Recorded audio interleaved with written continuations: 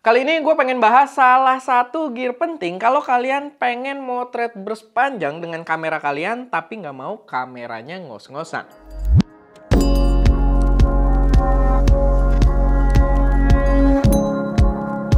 Halo semuanya, selamat datang di channel SC Media dengan gue Erwin, dan pada video kali ini gue pengen bahas sebuah memori CF Express Type B dari brand Exasen yang menurut gue patut juga buat kalian pertimbangkan kalau kalian sudah berada di level profesional yang butuh spek foto dan video cukup tinggi. Buat ngasih sedikit konteks dulu, gue itu sebenarnya pengguna SD card gitu ya. Buat utamanya memori gue punya banyak SD card dengan spek-spek yang bisa dibilang cukup high end juga. Dan selama ini cukup-cukup aja buat menghandle proses produksi kita, karena gue kalau bikin video utama itu biasanya nggak pakai bitrate yang terlalu tinggi juga gitu ya, nggak butuh writing speed yang cukup tinggi, dan ya SD card dengan spek yang lumayan tinggi itu udah sangat mencukupi buat workflow gue. Sampai akhirnya gue keracunan nyobain yang namanya birding. Dan gue coba-coba buat birding gitu ya dengan file yang raw dari kameranya, dan gue motret dengan mode burst. Itu baru berasa kalau SD card dengan high end sekalipun speknya itu ternyata cukup lelet untuk penggunaan burst kecepatan tinggi dan file raw. Karena ya speed writing rate-nya kalah dengan speed dari si sensor atau si kamera menangkap gambar dan menghasilkan file yang cukup besar. Sebelumnya gue sempat pakai juga CF Express Type B punyanya Lexar yang warna abu-abu, dan waktu gue beli itu entah kenapa dia nggak kompatibel dengan X-H2S gue. Ketika gue pasang waktu itu, gue ada beberapa X-H2S. Di salah satu X-H2S itu bisa, tapi suka bikin error nge-freeze kameranya. Di kamera yang lain itu dia tidak terbaca sama sekali. Gue nggak tahu kenapa, dan gue juga nggak tahu mau nyalahin siapa. Karena di faktor tersebut ya bisa si Lexarnya yang salah, bisa Fuji-nya juga yang salah. Karena Fuji juga sebenarnya untuk CF Express-nya ketika X-H2S keluar kemarin memang ada beberapa pembahasan di mana mereka tidak kompatibel dengan beberapa memori tertentu gitu ya. Jadi ya waktu itu akhirnya kita jarang pakai, walaupun gue lagi hobi birding, tapi gue beli kan itu lumayan mahal juga ya, dan gue jarang pakai. Gue nggak beli yang lain juga waktu itu karena lumayan mahal, dan entah kenapa CF-nya hilang yang itu gitu ya, karena jarang dipakai. Entah ini balik lagi itu adalah sistem workflow SC Media yang perlu dikoreksi, tapi ya si SD card-nya hilang. Bukan SD card, sorry. CF Express Type B-nya hilang yang punya Lexar tersebut. Jadi ya harus ada koreksi workflow di sini. Tapi setelah itu kita dapat kesempatan buat nyobain salah satu kamera high end, yaitu adalah Nikon Z8. Dan Nikon Z8 sendiri dia bisa burst dengan kecepatan tinggi, dia itu up to 20 fps untuk foto menggunakan file RAW, dan dia udah pakai stack sensor juga. Dan nggak cuma foto, dia punya video yang speknya tinggi banget juga. Dia bisa record internal RAW video dengan NRAW-nya. Dan buat yang nggak tahu, NRAW-nya dia itu sempat kena lawsuit sama Red Cinema karena menggunakan metode yang mirip-mirip gitu ya. Jadi RAW-nya Nikon itu juga gila banget buat kita cobain. Waktu kameranya datang si Z8 kita pakai SD card karena waktu itu si F-nya hilang juga yang punyanya Lexar. Dan baru berasa kita pakai spek mentok dari sebuah SD card itu berasa lelet banget pakai Z8. Kita filenya RAW-nya dia juga gede ya, karena dia 45 megapiksel sensornya. Loading gitu ya, itu kalau burst gitu ya. Dan kalau kita ngetes buat videonya, dia bisa 4K slow-mo sama bisa RAW tadi, dia nggak mau ngerekam gitu. Karena dari mendeteksi, oh ini SD card bro, nggak mau gitu. Jadi dari awal udah nggak bisa ngerekam gitu ya, nggak ada isu macam-macam, tapi dia nggak mau gitu karena kita pakai SD card. Dan ya setelah itu akhirnya gue nyobain si Exasen ini, yang di versi gue ini adalah versi yang termurahnya kayaknya. Gue nggak tahu dia ada yang lebih kecil atau enggak, tapi ini 128 GB yang dijual dengan harga 3,4 juta rupiah. Lumayan kalau kita bandingin dengan SD card, tapi memang secara speed sendiri dibandingkan SD card yang high end sekalipun, kecepatannya bumi dan langit. Buat kecepatannya sendiri, dia buat read-nya atau buat bacanya itu di 1800 MB per second, dan untuk write-nya atau tulisnya itu di 1400 MB per second. Gue harus ingetin juga sama lapaknya si Exasen yang gue ngecek di Tokopedia, itu beberapa toko nulisnya MB-nya pakai B kecil.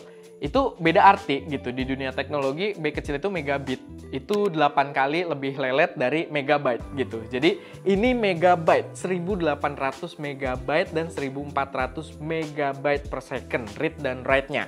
Bukan megabit, karena kalau megabit ya berarti dia signifikan lebih lelet lagi gitu. Tapi ini megabyte yang satuan paling gedenya.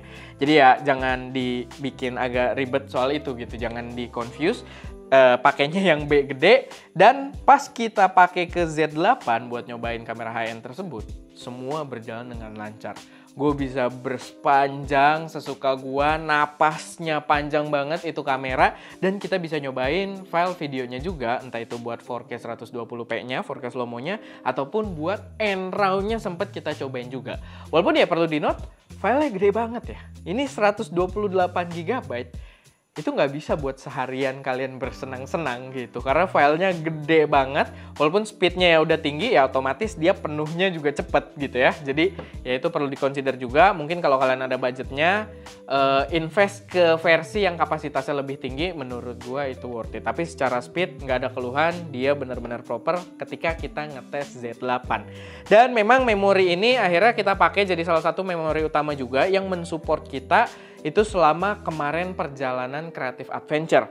Jadi kita jalan-jalan Creative Adventure kan ada birding juga, yang pertama kali itu kita pakai si Z8 termasuk, sama ya kita terakhir-akhir, mungkin videonya belum tayang, tapi terakhir-akhir kita ada birding juga di Banyuwangi. Nggak birding sih, itu agak-agak wildlife gitulah ya, di Banyuwangi, di Baluran, sama di Bali itu kita juga ada birding 2 kali. Tapi itu episode-episode terakhir, jadi mungkin belum tayang. Tapi ya kita ada birding juga di Bali.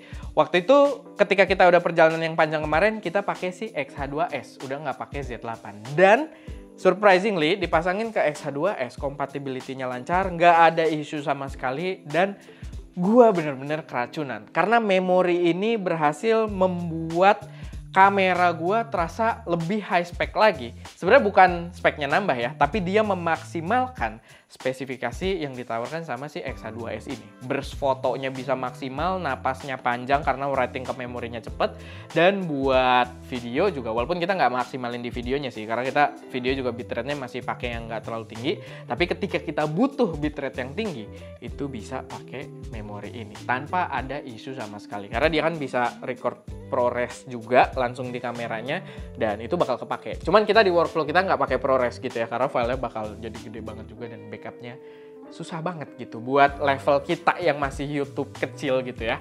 Dan ya selama kita pakai buat birding, balik lagi enak banget, gue ngeburst udah nggak perlu yang, maksudnya karena kita kan kejar-kejaran dengan momen, itu kita nggak sesusah itu gitu, nggak aduh napas nunggu padahal momen lagi bergerak di situ, nggak. Kita tinggal kapan ada momen kamera selalu ready karena memorinya cepat. Yap, sepenting itu. By the way, buat user Sony, kalau di beberapa kamera high-end-nya Sony, itu si F-Express-nya dia pakai tipe yang agak berbeda. Kalau yang rata-rata di kamera, termasuk ini adalah si F-Express Type B, tapi beberapa kamera high-end Sony itu pakainya si F-Express Type A, dan nggak banyak brand lain yang bikin si F-Express untuk Type A tersebut. Ada ya mungkin nggak terlalu banyak karena memang kamera-kamera yang pakai juga belum terlalu banyak ya. Kebanyakan ya masih kameranya Sony aja, dan Sony sendiri jual si F-Express Type A gitu ya dengan brand Sony TUF mereka. Dan untungnya Exasen ini ternyata jadi salah satu dari sedikit brand yang bikin si F-Express Type A juga gitu. Jadi dia bisa jadi salah satu alternatif yang lumayan budget juga kalau kalian pengen pakai memori spek tinggi dan kalian pakai kamera-kamera Sony yang pakai si F-Express Type A. Karena kalau yang Sony TUF-nya sendiri ya harganya udah pasti premium banget gitu ya. Jadi Exasen dengan menawarkan opsi tersebut pastinya jadi alternatif juga. Dan ya paling itu aja sih overall.